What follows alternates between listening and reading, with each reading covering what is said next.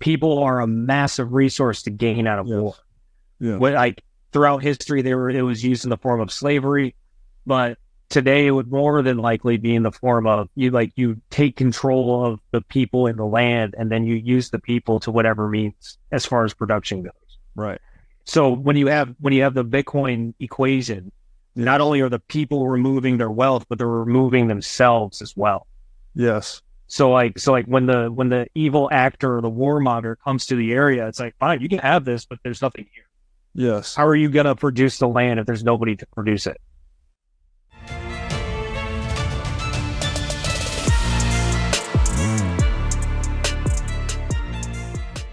Hey everybody, welcome to the What is Money Show. I am thrilled to have you here joining me on my mission to help shine light on the corruption of money.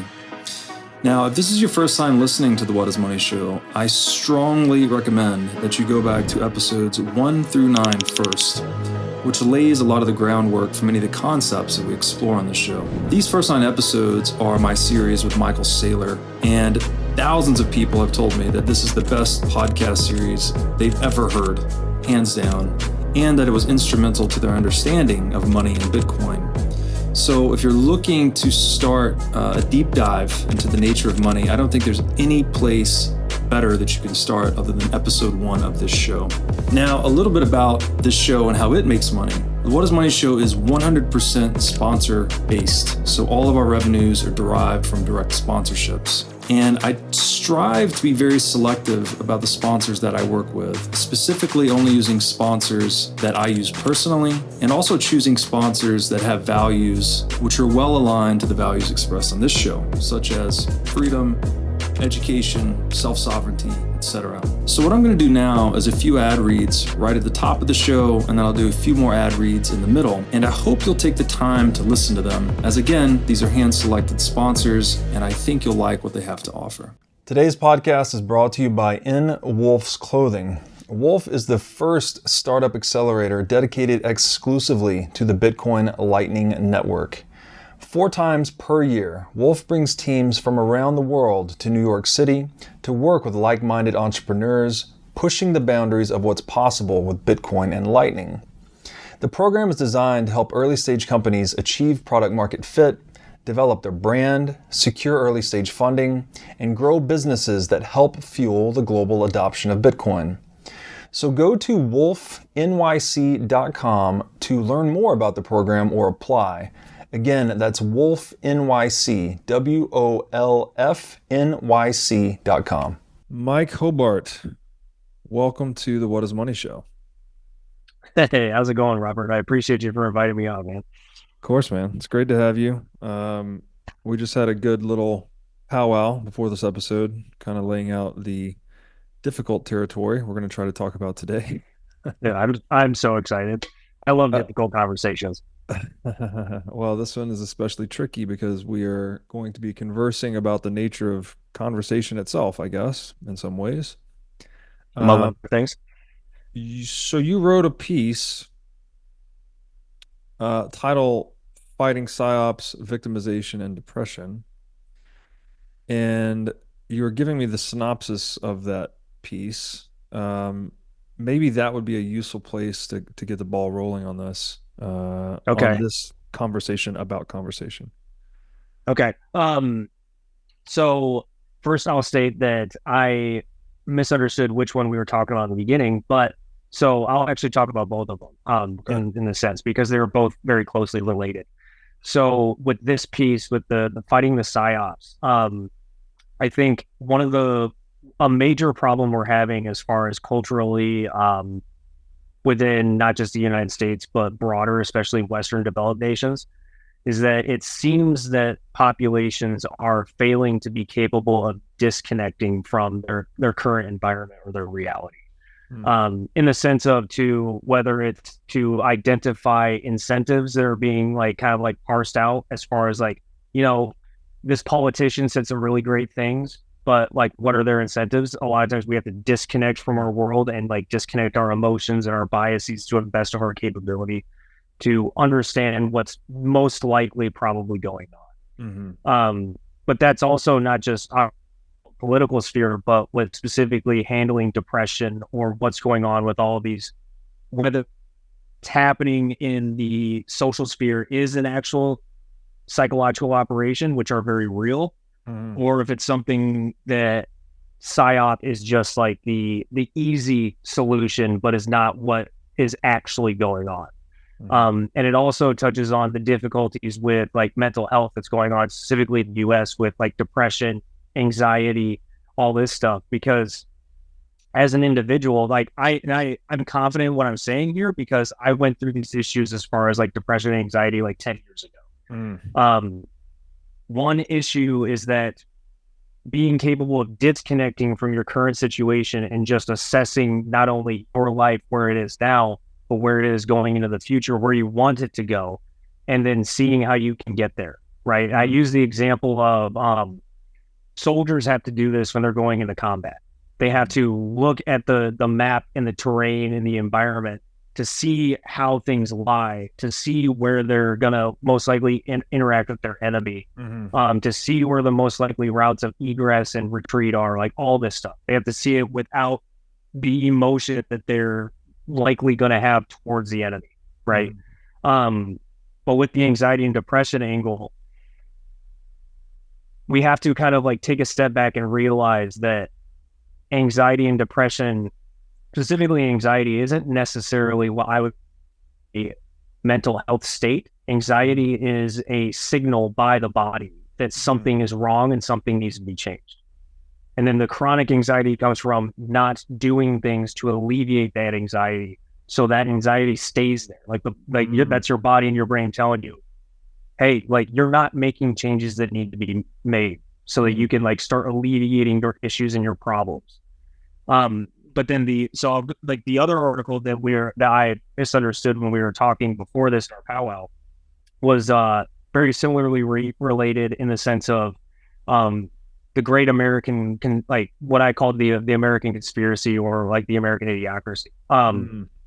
What I talked about in that article was that it seems like a lot of people is similarly to the psychological operations and psyops conversation is that so many people are trying to find the simple solution. Oh, it's a psyop. Oh, it's the World Economic Forum. Oh, it's this James Bond-esque giant evil organization that is driving all of these individual actors towards a specific goal. What I argued in that article is that while I understand the desire for that solution, the likely reality is that's not the case. The likely reality is that, what we've got going on is multiple different individually driven factions that are all vying for power, and they're all producing negative outcomes that can feed into each other, producing a flywheel, right? A flywheel effect for picking up in momentum. And then from like the very high level observations, it can look like one specific intellectually driven operation. Yes. But in reality, it's just a bunch of systems that are working synergistically together. Yes, that's a great framing for this. So first thing I'd like to unpack a little bit there is we use this word depression. Yeah. Now, there's a psychological form of depression where people are disenchanted about their life, their future prospects, etc. But then there's also the economic form of depression, which is a severe economic recession, right? A decline in productivity, wealth, unemployment, etc. And I just wanted to tease out why do we use that same term for both of those phenomena? And it seems to me that it's somehow rooted. Well, depression, and I have never, I don't think, suffered from psychological depression, so I can't speak to it firsthand. But from what I've heard secondhand through psychologists and whatnot, that it has something to do with very low prospects of the future, right? Like you evaluate your future chances at whatever it is you want to do as pretty low, or you can't even choose like a path. Sometimes people don't even want to get out of bed, right? There's nothing to do. There's no forward to move toward, something like that. Very closely related to nihilism. in that respect. Denialism, yes. And then in an economic depression, so let's say there's a failure to properly relate with your future self, something like that. Sure. And then in an economic depression, you have that sort of as well, and that people are, well, you don't have a job, you don't have any money, you don't have any, there's nothing to produce, like you don't have anything to do, you're hungry, you don't have shelter, right? There's very dim prospects for the future. And I guess the assertion I wanted to tease out is, do these phenomena both have to do with broken messaging systems? Because I know that psychological depression can be caused by just problems in your neurochemistry, right? Like some people can just take I don't know what the medication is, Prozac or something SSRIs. like that. SSRIs that just sort of chemically correct the messaging and they can come out of depression. Now, that doesn't solve that for everyone, obviously. Sometimes you need to actually, as you were saying, it's a signal, right, to deal with things in your life, things that aren't being addressed. And then obviously in the cases of economic depression, well, I think the libertarian perspective would be it typically has to do with state intervention or broken money. So the messaging system, the price signals are not allocating capital in accordance with the plans and preferences of market actors. So you get depression. And to your point, depressions are, I would even argue economic depressions are a result of the miscommunication or the failed communication protocol, right? Like the over printing of money, for example, or like a broken markets kind of dynamic. I would agree with you on that. So that's what I was wanting to tease out. I was like, is that the common, that might be the right frame to put around most things in reality, is that they're messaging systems. Like, organisms are messaging systems, economies are messaging systems. Our bodies are literally just a messaging system. Yeah. Businesses are messaging systems, like organisms, what do you say? Organs, organisms, organizations, they're all kind of messaging systems on different scales. Yeah. And when you mess with the messaging, you get bad outcomes like depressions. Yeah. And specifically that messaging can be in the form of a money. Yes. It can, like, if you're going to be flippantly or fraudulently producing the messaging system, like the US dollar, and just printing as many as you want, you're going to screw up the actual messaging system. And so, like, the way that I described this on our Bitcoin Veterans podcast was that think about an economy like the AC in your house or your apartment. That air conditioning unit, you can set it to be like, you're going to prevent temperature from going down to 68 and above 72, right? You want to maintain that range. Yes. Now, if every time the heat kicks on, when you go down to 68, if you're also dropping in a little bit of mercury into the little vial every single time that it relies on, eventually it's going to start thinking, the thermostat's going to start thinking it's too hot. But in reality, it's not at all. So the system's going to keep running and running and running and running. And then eventually the AC, the lines are going to freeze up and the entire system's going to break. That's right. So like you can't keep introducing the unit of measure that you rely on to message the health of the system. It doesn't make sense. Yeah, you're distorting the standard at which you evaluate the state of the room against, right? Like the amount of mercury in that vial should represent the temperature setting that you want it to be. But if you add mercury to it, then it's going to think it's higher than it should be or lower than it should be, I guess, depending on which way you're doing it. And then that can drift into this vicious cycle, right? Yes. And that, I think, is what you're describing when you say, although it may seem like there is a James Bond-esque group out there pulling all the strings, that it's more likely, given the complexity of the world and human psychology and human society, that there's multiple factions competing for power. And the negative externality of that is the whole thing is like drifting into a vicious cycle. Like we're tilting one way. And this is how biology works, right? This is how weather systems work. They tend to have a vicious cycle or a virtuous cycle, kind of spiraling up or spiraling down. Well, and it's specifically if like the naturally meted out balance of that environment or that system is disrupted. So like look at like what the lionfish did in the southeast coast of the United States. Like it is not. It's that is not his natural habitat. I believe its natural habitat is like over around the Indian Ocean or something like that. Mm-hmm. It got introduced unnaturally by humans, and now because it's got the adaptations to provide it to allow itself to survive in the other environment. Right. Its adaptations in the southeast coast make it like an apex predator to where they're overproducing and destroying ecosystems. Right. And that's where the I can't remember what the word you said. It's the opposite of the virtuous cycle. Vicious. Vicious cycle. Yeah. That's where the vicious cycle is got disrupted. So it's going to carry out all the way until whatever end that is. Yes. And that end can be to where like it just results in the death, like large swath deaths of the lionfish, or it goes all the way to the point of destroying the ecosystem, resetting everything to zero, and then it has to rebuild up from there. Yes. And that's a great way to emphasize the complexity too, because what may seem like a virtuous cycle from the perspective of the lionfish today could ultimately lead to a catastrophic vicious cycle of population collapse, right? If they become so dominant for the whole ecosystem, the lionfish, and then it cuts off the ecosystem, and then it would die. Yeah, so it's and that the virtuous cycle for the lionfish would obviously be a vicious cycle for the other populations that are being predated out of existence or otherwise squeezed out of existence. So this is, we're talking about the complex stocks and flows of reality, and whether they're virtuous or vicious is a matter of perspective, I guess. Yeah. Well, and we can get into like the more cultural stuff too that we were talking about, like with regards to like the understanding that these are all energy distribution mechanisms, right? Like like the energy within an ecosystem is literally energy distribution of the sun. Like it's feeding into an ecosystem to provide the plant life, the herbivores, omnivores, and the carnivores.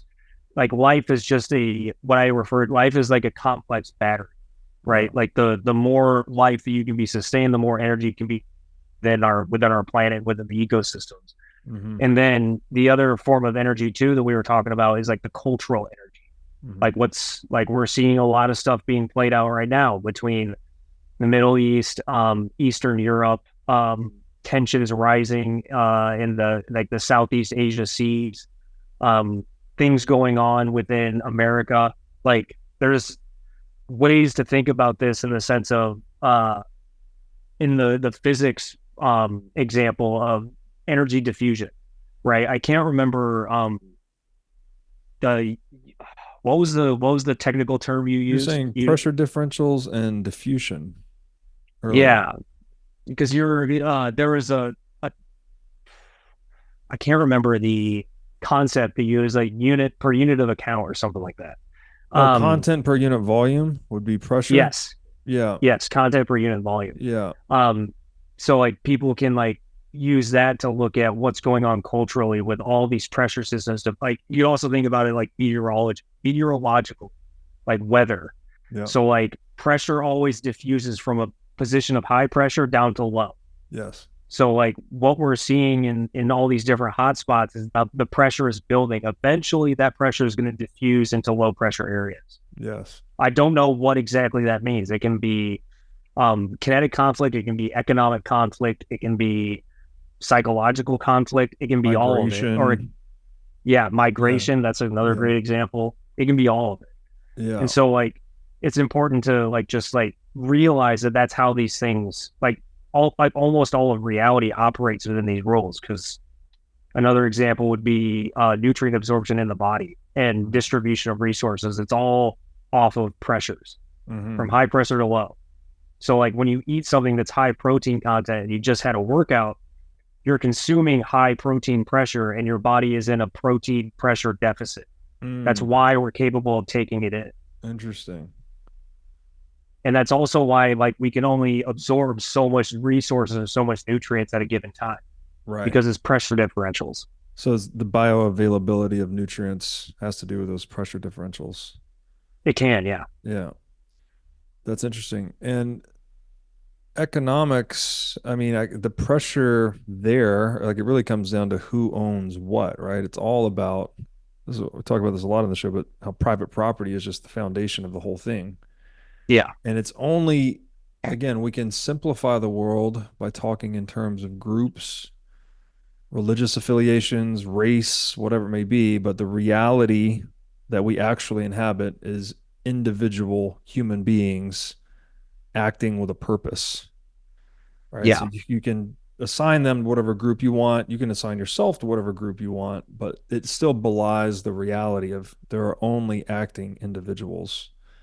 Yes. And to take us maybe circle back to where we started this, this is kind of where we're trapped in language, right? Like we need to use the map of language and knowledge with the understanding that it is limited in its scope.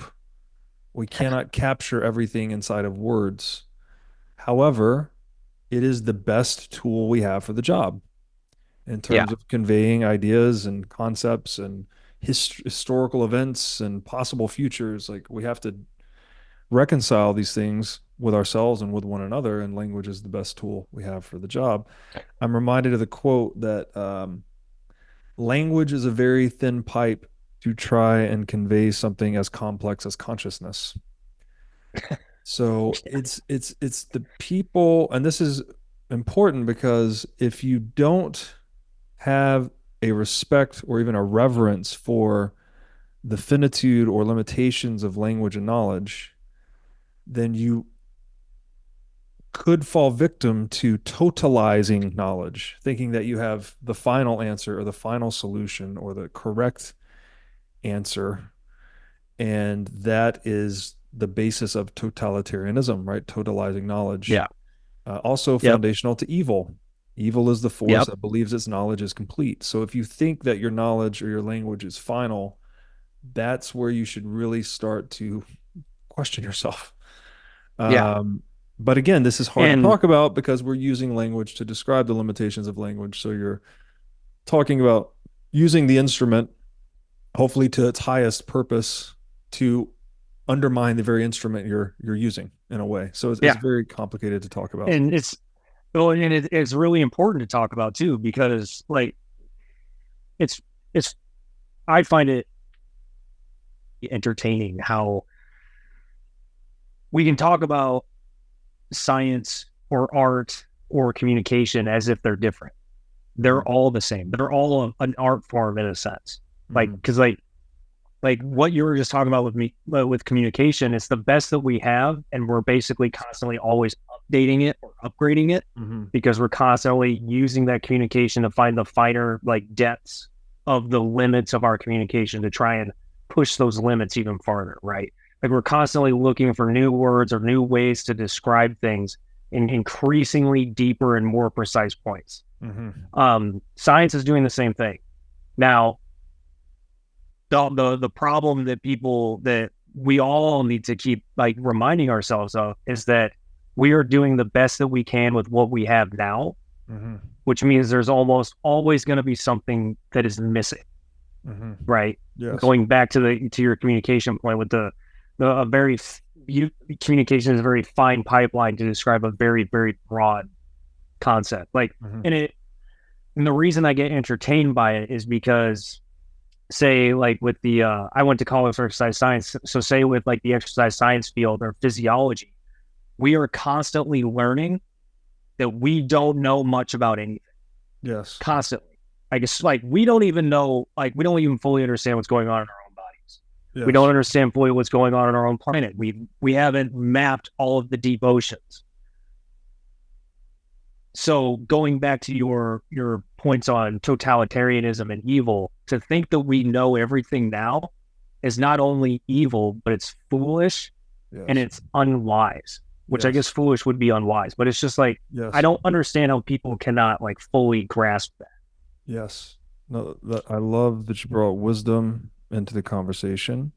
If you are a business owner or manager, you should know these three numbers: 36,000, 25, and 1. 36,000 is the number of businesses that have upgraded to NetSuite by Oracle. NetSuite is the #1 cloud financial system, which allows you to streamline accounting, financial management, human resources, and more. NetSuite turns 25 years old this year. That's 25 years of helping businesses do more with less, close their books in days rather than weeks, and to drive down cost. And finally, one, because your business is one of a kind. So with NetSuite, you get a customized solution for all your key performance indicators in one efficient system with one source of truth. NetSuite is everything you need all in one place. Right now, you can download NetSuite's popular KPI checklist designed to give you consistently excellent performance absolutely free at netsuite.com/whatismoney. That's netsuite.com/whatismoney to get your free KPI checklist. Again, netsuite.com/whatismoney. Socrates said the beginning of wisdom is the definition of terms. And I think in the I like Bible it that. is the fear of the Lord is the beginning of understanding. Wait, was it? No, it's fear of the Lord. And the translation of the fear of the Lord, you could say it's awe or reverence of God. And again, God, I'll use a very precise meaning here. The word for that which is beyond words, basically. So it's like the number zero. And understanding. The number zero is a numerical category for no categories, for no numbers, right? So there's a word that we'll use here. God, it has a lot of different meanings to a lot of different people, but I'm going to use it specifically to say that which is ineffable, basically, that which is Yeah. beyond words. So to have awe or reverence for that which is beyond words is the beginning of wisdom. This is biblical. Yeah. Because you're in awe of what is beyond your understanding. Because if you don't understand it, you can't put it into words. That's right. Well, once again, you're reading between the lines. You're using context, right? You're looking through the words to get closer to reality, but you're never mistaking the words for reality, right? You don't mistake the map for the territory. So there's a constant orientation to language and knowledge that it is provisional in nature. It's really meant to undermine itself over time as we get more precise language, more precise tools, more precise formulas. Like we go from force equals mass times acceleration to E equals mc squared. We get more precise with our definitions of reality. And so the danger is the dogma, right? If you ever get fully attached and you're like, no, it's force equals mass times acceleration, everyone else is going to die. And it will never change. It will never change. Then you preclude yourself from ever discovering E equals mc squared. I don't know that these actually interconnect that way, but I just picked two physics formulas that I know. No, but but it is important because so just described and discussed was the yin and yang of communication. And these kinds of relationships, these synergies, these balances are everywhere. Yeah. They're all over in the universe. But one of the problems with one of the fallacies of the human species of what it seems, or at least maybe just our times right now, maybe it's because it's the modern era and because we have smartphones in our pockets, we think we are all knowing and know everything. These yin and yangs are everywhere in all of reality because you have to have that balance. You have to have the duality of the two different systems competing and feeding each other so that you can consistently push forward. Yes. Yes. Well said. And I want to try to connect this to, because it sounds like we're beating up language and knowledge, but I want to also. But it's also refining it, just like it's pounding new steel. It's meant to reach beyond itself and refine itself, right? This is kind of the cumulative human enterprise. We said that we're using God as a word for that which is beyond words, but this is also true of truth, right? If we mean by capital T truth, like the ultimate reality, well, there is something beyond words. So the truth of the ultimate reality would be also beyond words, which is another way of saying the map can never be the territory. This undermining of language and concept, undermining of language and knowledge is bringing us closer to truth over time. Right. And this is a very fundamental human motivation. I love the example that John Vervaeke gave. He was a guest on the show. He said he polled his audience once.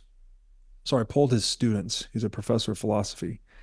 And he said, how many students here would consider it their highest aim in life to have a loving, caring partner, like a, sustainable relationship, someone that fully understands you, loves you, gets you, that you fully love, understand, and get. And 90% of the students raise their hand. It's like something they really want, right? I would say it's like their highest aim in life. And he goes, okay, what if I told you you could have that, but your partner was seeing someone else on the side and you didn't know about it? All right, so you had all the things you wanted, but the partner was also had a side piece that you didn't know about. How many of you would still want that? Consider that your highest aim in life. Everyone puts their hands down, right? And so you see, it's not that you want loving, committed partnership, is you want that based on truth. Yeah. Right. So truth is that a very fun. Everyone wants. We say ignorance is bliss, but no one wants to be willfully ignorant. I would say most people. And I don't want to universalize this, but most people would prefer to know, right, rather than admittedly and willfully condemn themselves to ignorance. I think most people don't want to do that. Now, people will tell untruths in pursuit of power. I think that's a different thing, but people tend to want to know the truth, even if they don't always want to speak the truth. So to get closer to satisfy that motivation for truth seeking, we have to engage in this undermining process of language and knowledge to understand that we're like mapping the territory, but when we map it from another perspective or for another purpose or in another way or at a deeper level, that we're going to have new words, new concepts, new formulas, etc. So yes. That was well put. Thank you. I don't know what to add on to that. That's a really well put description. It's actually, that brings us to a topic that's like communications and like finding a mate and how that relates to an economy and all that stuff. Like all of these signals are getting screwed up right now.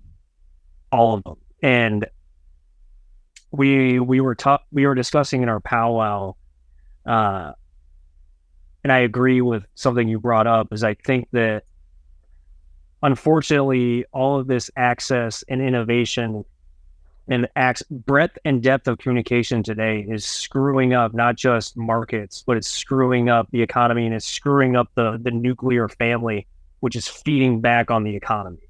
Because I don't think enough, and I apologize, this is kind of getting into like the dating topic, but I don't think enough people are really realizing that we are manipulating the supply of communication or the supply of our access to the point of where we're flooding the supply, which means we're diminishing the value. Right. Like the quality of communication is so poor now because we have such a high quantity and we have such breadth of access as far as like 24 hours a day, 7 days a week, 365 a year. But we also have the depth because of FaceTime, text messages. This is two partners, two romantic partners, you're saying? This accessibility. Yeah. Well, and I don't think it's just romantic partners either. I think it's friendships too. Because like if you look at what's going on with like the younger generations now, like you can talk about incels if you want, but like it's also like there's issues with, I think the primary issue is also with young men, like they don't have meaningful friendships anymore. And all of this stuff is getting to the point of where, because we have all of this access and all this depth and breadth of communication, that relationships in general, whether it's a meaningful sexual relationship with another partner or if it's just friendships, relationships are becoming plastic when they used to be durable because we have this overabundance of access. And it's getting to the point now where in order to fight back on that, people have to manufacture their own absence. Like they have to forcibly remove themselves from being capable of being like reached out to or contacted in order to create that what was that line? Absence makes the heart grow fonder. Yeah. So like we're getting to this point now where, because of innovation and technology, we have to manufacture our own absence so that we can maintain healthy relationships. It's really, really backwards. So how we got into this in the offline was I told you I was thinking deeply about markets, um, really trying to get to the question, what is the biggest market problem in the world? Obviously, talk a lot about money. I think money is the most important economic market in the world. The problem Yeah. there being central banking. Yep. However, I don't think that's actually the most important market in the world when I really got to thinking about it. Because when you get to the bottom of it, the all markets basically exist to serve one market, and that market is the market for human reproduction. Yeah. If there were not new humans coming online every, successively, generation after generation, then there would be no point in doing all of the other things we do, right? Like Yep. accumulating capital and knowledge and building structures and ideas and civilizations. Like there'd be no one to Making pass that. iPhones. Yeah, there'd be no one to pass that inheritance onto, right? We would just have this high time preference party until the last generation died out, basically. So Yeah. all of economics, all trade, all markets, I think, exist to serve the market for human reproduction. And I think you brought in this angle on it that dating apps, social media, digital communications in general are they're distorting, bringing distortions to that marketplace. Yep. Whereas we now have this, 24/7 accessibility, not only to our partners or friends, but if something goes bad in your romantic relationship, well, you can just download Tinder and you have 10,000 options at your Yep. fingertips, right? Whereas there used to be work necessary to go out and like start a new relationship. It's become And you were limited by geographic proximity. exactly. So, and then your metaphor is this has created decline in the quality of relationship to where relationship has become something more disposable or plastic like Yeah.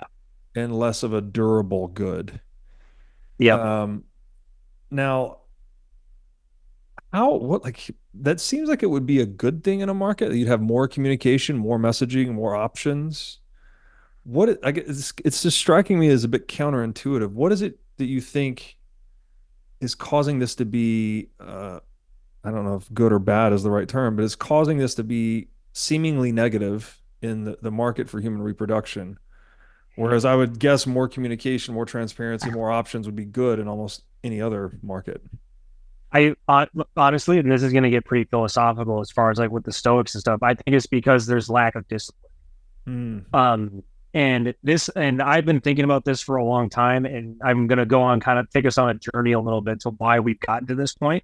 But if you think back to World War II, that was the population at that time leading into the draft, I view as probably one of the most principled populations we had coming out of like the Great Depression and everything and all that. Mm-hmm. And we sent our finest, most principled and brave male population over to fight a great evil across the pond or across the world. They get fractured and broken in the misery and horrors of war, especially World War. Mm-hmm. They come back. They raise a generation in that broken state. Their own broken position creates broken children, and then like it continues to go farther and farther down, right? Mm-hmm. And then a couple decades later, those children are further exposed to the drafts through the Vietnam War. Mm. And then you have the whole feminist movement and all that other stuff, like consistent tapping down of masculinity and creating broken families to the point of where primarily fathers and men were not only failed, but failed ourselves. And we weren't raising individuals with real meaningful discipline and self-control. Mm. And we're now at this point where meaningful percentages of the population don't have the discipline required to identify as like, oh, wait, I've gone through a large number of short-term relationships with the same person. Mm-hmm. Maybe I need to change my behavior here. Mm-hmm. Instead, it's not that kind of introspection and reflection. It's, well, that gender is the problem. It's all men or it's all women. Right. Like that's the problem. And by doing that, like that kind of mindset, also, it just bleeds out from not just relationships, but everything, like body positivity, which is complete nonsense. Right. And that's the hard, and that's why I like talking about these things, because like, if you think about it from that position, all of the other stuff that we've talked about prior to that point feeds into what's driving all of this, right? Broken money is driving it, because people can't save. Mm-hmm. And if people can't save, like in a single individual that's in prime mating age, the time of their life, they can't save and go off and get their own place and then try to make a family. Mm-hmm. Like that's like the literal foundation of a healthy economy in society. Yes. Is the capability to produce your own family. Yeah. And like there's all sorts of like just knock-on effects and reverberations and ripples that all of these things produce. Wonderfully said. So what I hear you describing, there's this intergenerational echo of pain or trauma that we've incurred in the West or in the United States since World War One. And I think this connects, we were talking earlier about one of the primary motivations of human beings being truth seeking, but then there's also people who are willing to speak untruths in pursuit of power. So there's a flip side to that, and that is the will to power. Yep. And so so if World War One was a catalyst for this intergenerational echo of pain that still reverberates through us today, what was the cause of World War One? And that, I think, gets you into the central banking rabbit hole. The fact that those wars were fought at such a scale, scope, duration, severity was only possible with printed money. And then you get into, okay, well, what is central banking? Well, it's the monopolization of gold, right? It's the monopolization and control of gold, which is the primary instrument of power in the world. And you can chase that like way back to like the old ancient like Italian families in the Vatican and everything. The way I start to perceive this, and being in the what is money rabbit hole for so long, is that you can track the geopolitical movements of history. They track very nicely to the flows of gold. Like one for instance, I'll give you, is the reason North America, the United States did not enter World War II until enough gold had been shipped out of European shores and put into American vaults. That it came to a point that, okay, our opponents are war wearied. We now have all the gold. Why don't we enter this theater of war, finish the job, declare ourselves victorious, and then the first thing we do is we hold the Bretton Woods Conference to rewrite the global banking order, saying the U.S. dollar is pegged to gold, all the other currencies are pegged to the U.S. dollar, which gave the U.S. the exorbitant privilege to print dollars, export inflation, import goods and services, and control gold.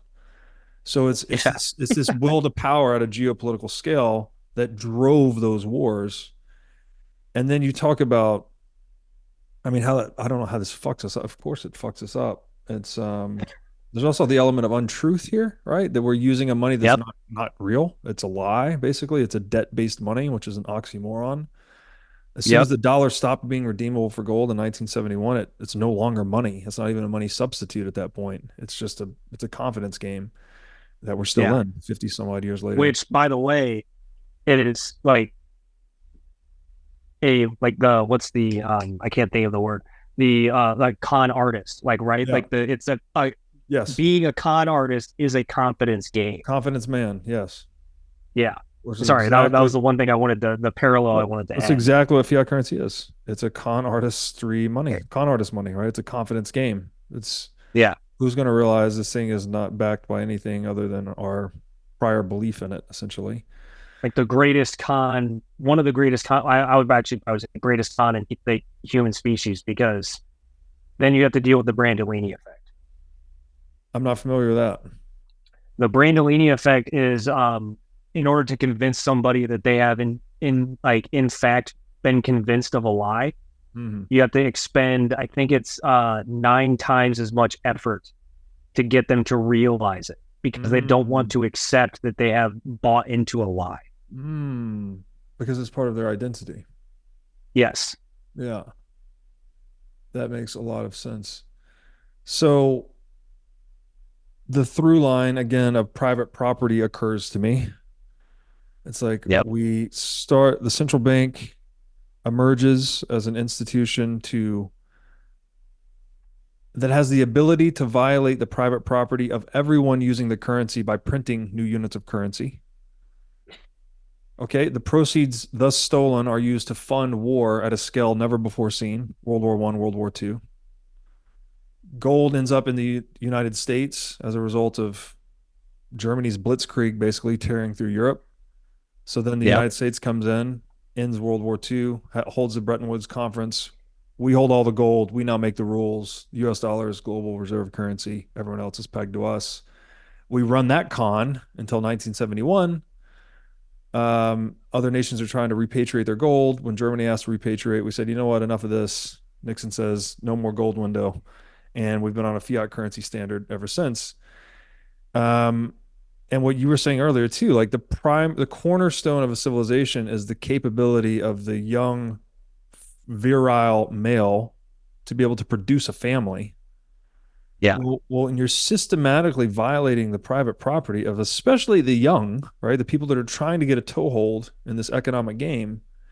They're Yeah. the ones most getting dispossessed in an inflationary regime, right? It hurts those those living paycheck to paycheck, those living on fixed income, they get hurt the most in an inflationary regime, whereas asset holders benefit the most. You are disenfranchising that young virile male from his ability to start a family. Yeah. And so how does this not lead to feminism and wokeism and all of this like insanity? Is that no one Yep. can the system is no longer working for the young man, right? The young man that Yeah. leads civilizations. And it's also important to really identify here too is like when like what we're talking about, it sounds like we're specifically talking about the now, but like that using the printer to steal like the property isn't just now. It's stealing the prospective property of the future. That's right. Which is feeding into and producing all of this nihilism that is rampant, specifically in the American society and culture today. Yes. Yeah, and which is feeding into the addictions.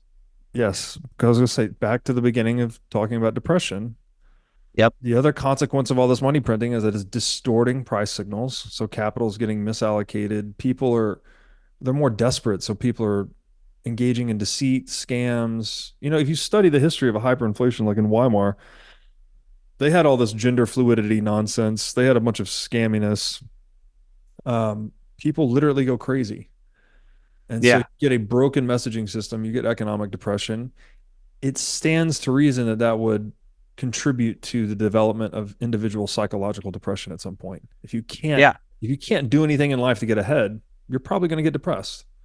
And the one thing I wanted to add, I had to pull up my article because I have a quote from Frankl on this point from his book, Man's Search for Meaning, is when a man can't find a deep sense of meaning, they distract themselves with pleasure.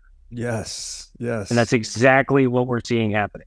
And many a man thinks he is buying pleasure when he fails to realize he is actually selling himself to it. Yeah, exactly. It's corrosive. And that pleasure will take the form of obviously drugs and alcohol, yes. But like gambling, which gambling can be through DraftKings or the stock market, or multiple houses for Airbnb when interest rates are 0%, and then not being able to disconnect, like I was mentioning. And look at the landscape and where things are probably going to go and realize, oh, if I do this, it's going to actually hurt me in the long run. Yes. Right. Or crime, right? Outright crime. Yep. Dealing drugs and actually engaging in statecraft. Hoppe, he makes a great point. And this is a theory of capitalism and socialism, his book, early chapters. The extent to which you violate private property is the extent to which you disincentivize producers to produce. Because if I can only keep whatever it is, 50% of every dollar I make, well, then I'm disincentivized to produce by the tune of 50%. But on the flip Yeah. side, you're also incentivizing whoever's on the take, whoever's benefiting from that 50% stolen proceeds, you're incentivizing coercion, which is a Yep. non-productive activity. Every hour someone spends stealing from someone else is an hour they did not spend producing. So again, vicious cycle. Once you Yep. start engaging in the violation of private property, vicious cycle. You get central banking, World War I, World War II, the collapse of the nuclear family, right? This destruction of social norms, this cultural sickness. And this stuff can be stopped, like we were discussing earlier with like the lionfish example. It can be stopped by the system carrying itself through to a climax, or the intervention through the adoption of individual and self discipline. Yes. Like Yes. like so like when, for example, with America, there's all the talk of like, oh man, think about the Roman Empire. Yes. The example of the Roman Empire everyone uses, well, no, they almost use well, the Roman Empire did it. Clearly, the American Empire is about to do it. Yeah. To that, I disagree. Right. Because America is an experiment in governance and social organization that the world has never seen before. Yeah. And it's still very different from the rest of the world, Yes. to the point of where if the American population, if a meaningful percent of the American population takes up the call to arms to individual, individual discipline and responsibility and accountability, we can offset or avoid a Roman Empire type situation. Yes. Right. And then we can continue the whole march for freedom and everything going off into the future and innovation and all that great stuff. I love this But it's connection. important people understand that. This connection when you bring up self-discipline, because private property is essentially an institutionalized form of self-discipline. It's saying that it's just, we're all playing pretend, right? Like, I'm going to go and create a bunch of things and I get to keep all those things that I create. And so do you, right? And so does everyone else. And as long as we all pretend that we actually have the exclusive rights to the fruits of our labor, then we actually all benefit from the social division of labor. Very similar to Bitcoin. But it's a game, right? Because it's a game of pretend, essentially. Like, we can incentivize it, right? You have laws and things that regulate it and try to impose it or disincentivize theft, et cetera, et cetera. But when someone abdicates from that game and someone says, you know what, I'm just going to steal your sandwich. It's going to satisfy me now, whatever, to private property be damned. Then you start to drift into that vicious cycle. And I love what Ayn Rand wrote on this. She said, at that moment, when you've just stolen someone's sandwich, you basically, force has become the standard by which men interact at that moment. And she says, when force becomes the standard by which men interact, then the murderer wins over the pickpocket, and that society vanishes in a spread of ruins and slaughter. Like, you immediately tilt. So once you start breaking private property, you tilt from the virtuous cycle of economic division of labor, capital accumulation, innovation, human flourishing. You tilt it the other direction, and you start to degenerate the entire game into barbarity. And so what is Bitcoin? It's incentivizing the self-discipline of private property. It's just making that game harder to abdicate from. It's harder to steal other people's private property in a world where Bitcoin is the standard. All right. Well, because we all have recourse to a property that's really hard to steal. And it removes the kinetic aspect of it. Yes. Of being able to act upon somebody else's life to take what they have stored within the meat space. Yes. Right. Because there is no vault to plunder after you take their life. That's right. And there's no way to be able to get into that vault if you practice the security mechanisms properly. Yes. It completely changes the entire incentive and organization system. The calculus of violence is forever changed by Bitcoin.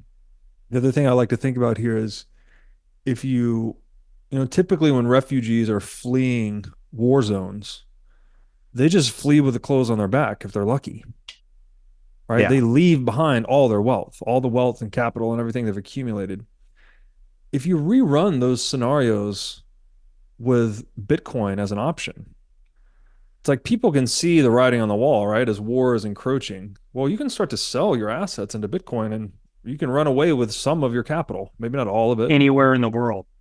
Exactly. In a hyper portable, unseizable asset then that makes the prospects of whatever was going to be gained less valuable to the encroaching warmongerer, right? So Yeah. you get the ability to sell capital and move it, it like inhibits the spread of warfare in a way, because typically the warmonger will just come and conquer and take everything of value, but these things can actually get sold and moved out more quickly. So I think it's inhibitory to warfare in that way. And to that point too, Aldous Huxley had a quote that like financial, like willful social, like slavery is like there's something, he had some quote that pertained to that, but like what I was getting at was that one of the resources that warmongers seek to gain isn't just the resources within the earth, it's the resources that are living upon it, which would be the people. Mm-hmm. Like people are a massive resource to gain out of war. Yeah. What, like throughout history, it was used in the form of slavery, but today it would more than likely be in the form of you take control of the people and the land, and then you use the people to whatever means as far as production goes. Right. So when you have the Bitcoin equation, Yes. not only are the people removing their wealth, but they're removing themselves as well. Yes. So like when the evil actor or the warmonger comes to the area, it's like, fine, you can have this, but there's nothing here. Yes. How are you gonna produce the land if there's nobody to produce it? Yes. Or develop the land? Sorry. Yeah, that's a great point. And if I'm trying to interpret that through our complex systems frame that we're using earlier, and maybe this ties into the human reproduction thing too, it's the strength of bonds is so critical for the growth of natural systems, something like that. So private property just being a bond between you and the fruits of your labor across time. Marriage, right, being a bond between you and your wife. The stronger those bonds are, the more growth you can have, economic, psychologically, romantically, whatever it may be. Philosophical, growing a family, like actually growing people, like the proper container for children is a tightly bonded nuclear family. Yep. And so we need strong bonds between individuals, between, actually, to your point too, on self-discipline, between ourselves and our values. Yep. Right? That's what Stoicism essentially is saying, is like, you're going to hold true to your values, or virtue, whatever it may be, no matter the circumstances. Right? Back to what did Frankl say? Like, it's the final human freedom that every man can choose his way to respond in any given set of circumstances, and that's a freedom no one can take from you. So you can choose in that final human freedom to always stay true to your values or virtue. You can, which is kind of honestly, stay true to your wife. You can stay true to your property now with, Bitcoin gives you a much tighter bond with property. So all of these, we're talking about a system that has better bonds and therefore, I guess, better outcomes in terms of growth. Yeah. I was going to add too, like that big Frankel quote is almost kind of like a development off of Marcus Aurelius talking about how the way that we react to the world is our greatest power. It's just another way of saying that, right? Yes. Because like the world can act upon you in a way, but like your greatest responsibility and accountability is how you respond to it. Yes. Yes. Which is responsibility, right? The ability to respond. Yeah. Yeah. It's actually I never thought about that one. That's a great point. Yeah. And Mises also, value is not intrinsic. It is not in things. It is in the way man responds to the conditions of his environment. So this is literally where we create value, is how we respond. And by making these agreements with other people and ourselves, whether it's to stay true to our values, stay true to our spouse, or, hold unseizable property, the strength of those bonds let us respond more adequately to our circumstances and be more responsible in that way. So, man, that's like, with this conversation, we've gone through, like, this is some pretty dense stuff. Yeah, this is fun to talk about, but but it's out there, right? It's out there. It's philosophical, of course, but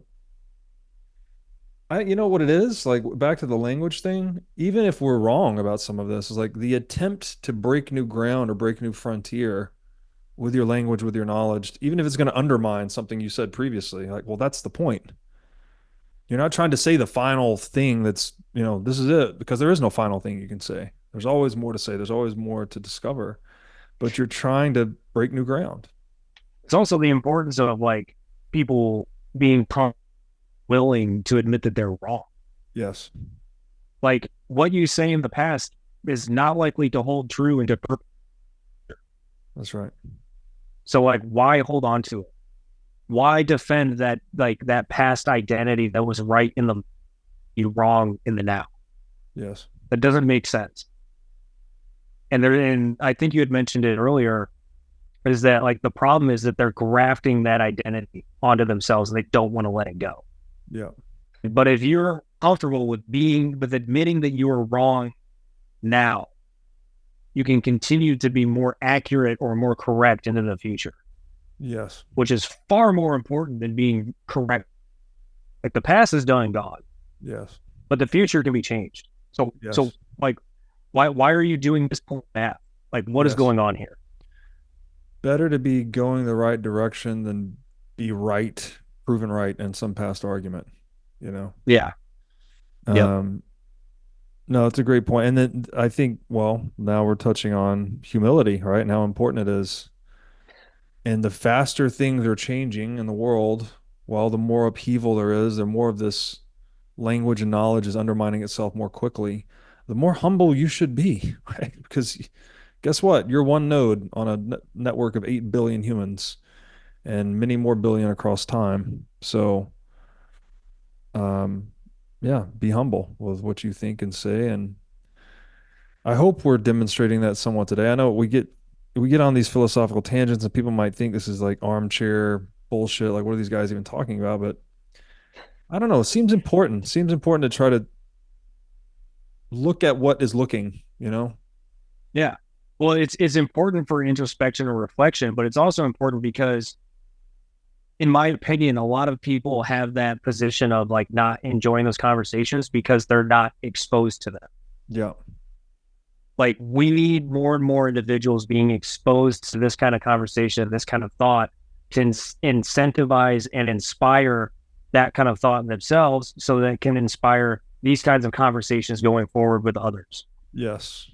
Like that's a strong and healthy society. 100%. Which we do not have right now.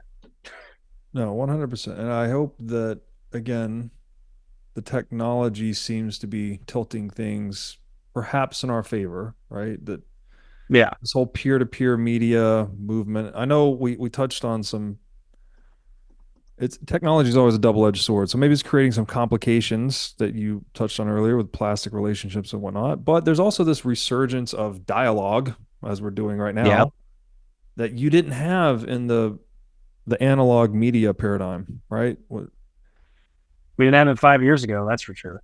My mom was growing up. She said we had channels 3, 9, and 12, and if the president was on TV, you're fucked. Like that's all they had. Yep. And now we have the internet and podcasts and et cetera, et cetera. So but it is important for people to also understand and acknowledge that these are all pendulum swings of momentum, right? Because like with the innovation and technology and everything, like the pendulum swing probably climaxed up to like 5 years ago, and then it started swinging backwards, and now we're in the middle of that downswing of momentum. So like like both extremes are negative, yes. Right? So like we're in the process of where it's benefiting us, but we will get to the point of where the rebound pendulum swing will get to a negative, and we have to be able to like acknowledge and understand and like realize that that's happening. Yes. No, that's a great point. We had some other things we're going to talk about, but I think we should finish this off in like a philosophical note, given how far we've made it. Stoicism. You mentioned Stoicism. Can we just talk a little bit about that? Young men that maybe haven't engaged with Stoic philosophy. Okay. Maybe recommended reading, recommended practices, things that you've implemented into your own life. Anything Stoicism related. Let's just riff on that for a little bit. Yeah, I would. I think probably anecdotally one of the most important, or a couple of the most important readings, or like there's plenty of audiobooks now for those who don't want to read it. Because reading philosophy, I can have some issues with it. Like it's just kind of like long run-on sentences, and they can be kind of hard to follow. But specifically, like the Senecas. Seneca has some, both Seneca and Seneca the Younger, they have some really good stuff specifically on anger and aggression.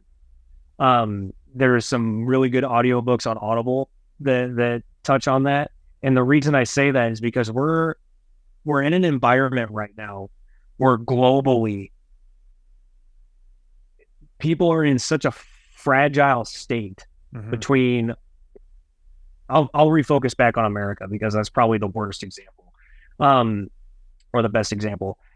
In America, we have this prevalence of all sorts of health crises, right? We have the obesity crisis. We have the chronic metabolic syndrome crises, which are feeding the obesity crisis. We have the multitudes of mental health feeding the other two. We have the addiction crisis with like the fentanyl and everything, which is not being talked about in any of the mainstream media stuff. You have the masculinity crisis, which is feeding into problems with veteran suicide and all these other things, which are feeding into all the other systems. Specifically understanding and working on being able to control our own anger, our own aggression, and our own frustration is the most important, in my opinion, right now, because if we look at what mainstream media is doing and trying to stir up these feelings of anger and outrage, hate, kind of being able to control those emotions before we get to that point can put a damper on the effects in society.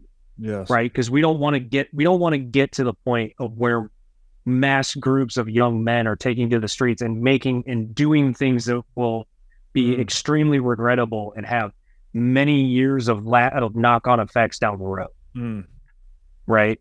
And then like the other aspect too is just that being able to control ourselves in what tends to be the most difficult to control situation, right? Like redding out, like guys that have like lost control of themselves in anger are going to understand what I'm talking about.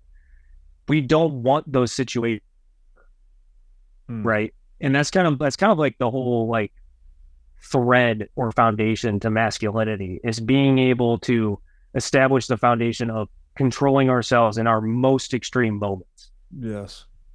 Like we don't want to give in to anger and hate, but we also don't want to fall prey to pure elation and exuberance. Yes. Because at both ends of the spectrum, we make foolish decisions and we fall prey to our emotions.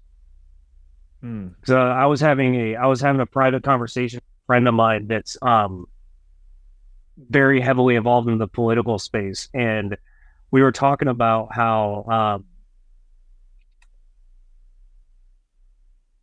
not a whole lot of people are capable of truly understanding just what they're capable of in those moments, right? Like giving into just emotion in general. Because like what we were talking about was that she had a misunderstanding of Stoicism. She thought that it was calling for almost adopting kind of like a depressive state to where you don't allow yourself to experience emotion. Well, that's not what Stoicism is about. Right. It's about just being capable of controlling yourself regardless of what the emotion. Yes. I think those are probably like so like Seneca the Younger. Marcus Aurelius is a good one. He has some really good stuff. I don't think he's necessarily a Stoic, but Arthur Schopenhauer, he's a good one. Yeah. Brilliant. Those are the main ones that come to mind for myself. Yeah. No, that's a great point at the end there, where there is a misconception about Stoicism that it is the muting of emotion or the detachment from emotion or the something like that. But it's more of a domestication of emotion, I think. Yeah. Learning to channel the energy properly, right? Rather than it controlling you, Yes. you controlling it. That's a And great point. anger is a great example of this too, because anger is a weird one. Peterson's talked about this. It's the only state that is ambivalent, that can actually induce both negative emotion and positive emotions. It's like it's somewhere on the cusp.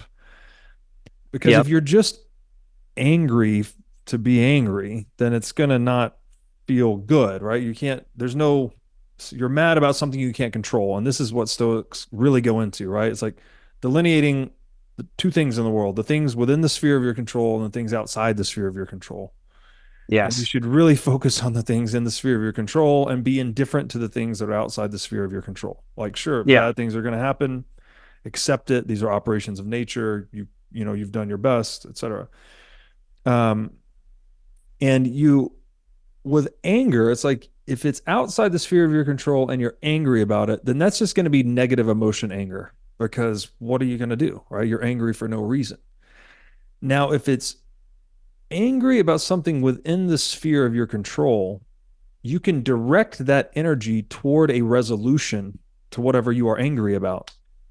So that would be like a righteous anger, and you want to harness that energy and point it at the solution, right? That's motivation. It's giving you purpose and drive. So it's like Stoicism teaches that, right? It's like how to distinguish between the two, and then what this righteous anger that is within the sphere of your control, how to channel that towards a solution rather than just burning up about it. And this touches back on what we were talking about with my article, is that Stoicism also calls for, in order to identify which things are in our control or which are out of control, we have to disconnect. Yes. To remove ourselves from the equation and assess things in a very non-biased position. Yes. Right? Because to the point of the conversation, if you're gonna, I can't remember which philosopher, it might have been Socrates or Aristotle or something, but worry causes the man to suffer twice unnecessarily. Yes. Right. Right? Because if you're going to worry about out of your control, you are literally putting yourself through suffering.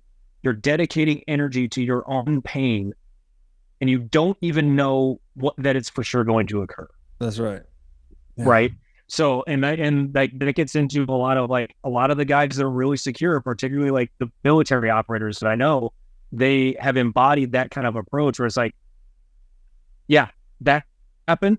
It's not worth my worrying about it right now. When we get to that event occurring, I will respond to it in kind. That's right. That's how I'm going to treat it. Like I'm going to think about the possibility of it happening. I will develop a strategy that I would prefer to use if it occurs. I have that in my war chest, that strategy, the tools that I need in order to do it. I'll respond to it if we have to cross that bridge. But until we have to cross that bridge, I'm not thinking about it. And that is responsibility again, right? You're even choosing when and what to respond to, even saying that I'm not going to respond to that until the event arises.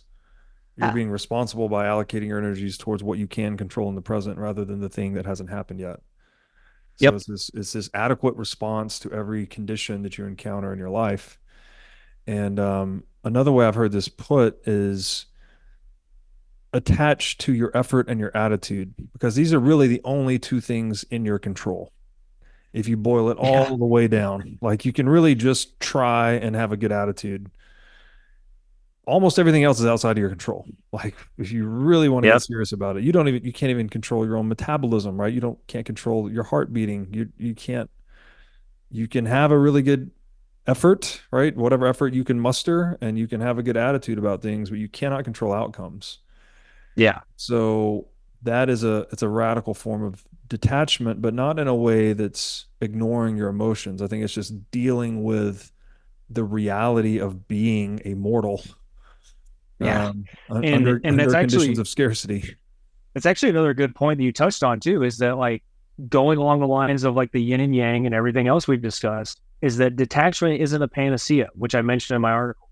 You can over detach and it can become a negative, right? To the point of where you're not experiencing emotion at all. Yes. Like I've put myself in that position where I was so numb, I could not have meaningful connection with anybody. It's not a place any of you guys want to be. For sure.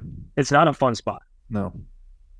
And the other thing too, with regards to like the responsibility of like placing ourselves in a good mood, disconnection allows ourselves to make sure that we are looking at the world and perceiving our environment and ourselves in a fair, responsible, and honest lens, right?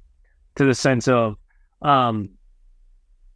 like admitting, like you just said, we're all human. Yeah. Like we make mistakes. We aren't perfect. We can't expect others to be perfect either. That's right. Like looking at politicians, like they have incentives and all this other. Look at things with a fair and accurate lens, Yes. but remaining honest. Because if you're not looking at the world with the proper lens, you're going to bring up repentance, where you're the individual that is naively optimistic, or you're extremely pessimistic and cynical. And then you're getting into almost like a ruminative kind of like mindset of where the world is always set against me. Yes. And there's something that I mentioned in the article. There's 2 studies that I know of that have looked into rumination, which is part of depression, right? Where you're stewing on negative thoughts. The reason why having this disconnection and looking into like the Stoicism and all this other stuff and be able to control our lens is that if you're not controlling your lens and you're engaging in this ruminative behavior, if you're contributing to all this, you're producing a negative environment literally in your brain that is producing waste products that can make yourself continuously more susceptible to that way of thought, which is, again, back to other things we've talked about. Like I was telling you in our powwow, you start to realize like how these systems operate. There are similarities across all of them.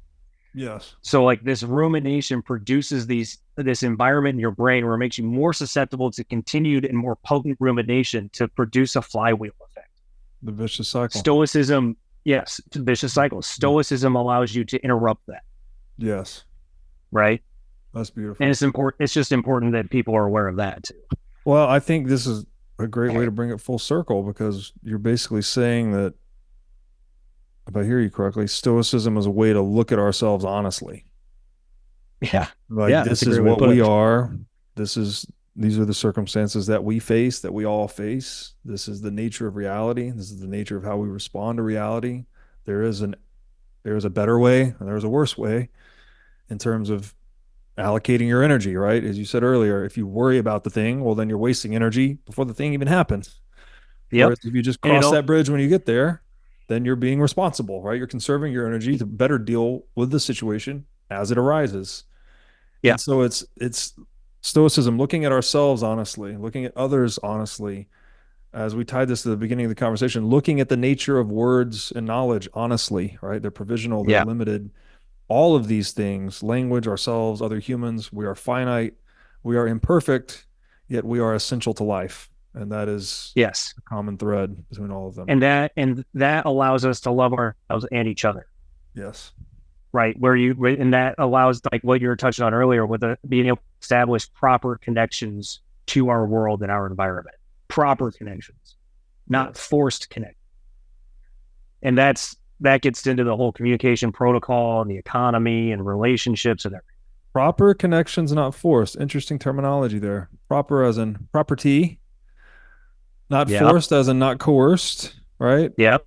Consensual, voluntary. And these are the principles that libertarians espouse for building a sound civilization. Exactly. Mike, man, I think we have covered a lot of ground today. I hope the audience finds it valuable, because I sure had a good time doing it. Oh, so did I, man. I think it's without a doubt that people will enjoy that. Awesome, man. I want to give you, first of all, where can people find you on the internet? And I think you said you had something you wanted to plug here as well. Yes. So you guys can find me on the internet as far as so Twitter would be the primary one. My @ is @the Mike Hobart. So that's THEE, emphasis on the 2 E's. And then Mike, MIKEHOBART. I am on spaces and tweeting about things all the time. If you want to find my Substack, which I have consistently referred to, it's linked on my Twitter profile. It'll just take you straight to the page. Those are really like the primary. It's really just Twitter. I try to stay off of all of their forms of social media. And then the announcement was that, so for those that don't know, I am a of 5 co-hosts for the Bitcoin Veterans podcast, where we'll talk about this stuff. We'll talk about what's going on militarily in the world. We'll talk about the masculinity crisis, like we've talked about. We'll talk about ways to kind of just prepare and like, training and all sorts of like kind of SEER school stuff. But then we've interviewed like multiple different Navy SEALs and other interesting guys that are in the Bitcoin space that have military experience. And the reason that I plug that is because if you guys are interested, go find the show, obviously. But we have 2 kind of partnerships with the Bitcoin Magazine Bitcoin Conference in Nashville, and then we also have a team effort with BitBlock Boom. And that being that we have 2 major 70% discount codes for if you're in our veterans group for the group chat. And that you don't have to necessarily be a veteran to be in our group chat, but you can be a family member or a service member as far as like police, EMT, fire, like any one of these guys. The group has been growing extremely rapidly since we started about 6 months ago. And I've been building out a Discord so that we can provide all sorts of Bitcoin resources, information, like if they're, an FNG or like a fucking new guy to Bitcoin, like they can look up all the resources and everything. I'm building out resources for like those that want to like homestead, for like building out, I can't remember the terminology, but like building irrigation systems with ponds and everything on a homestead so they have self-fulfilling like water. So yeah, stuff like that. And if you guys want to get into the group chat, into the Signal, and you want to take advantage of those discount codes for BitBlock Boom or the Bitcoin conference, just contact us on Twitter, which is at Bitcoin Veterans is the handle. Or you can just DM me directly if you find me on Twitter. Awesome, dude. Well, glad you guys are doing that work, and we'll have to have you back on and do another one of these because this is a lot of fun. So thanks. Absolutely, man. I would love to be back on.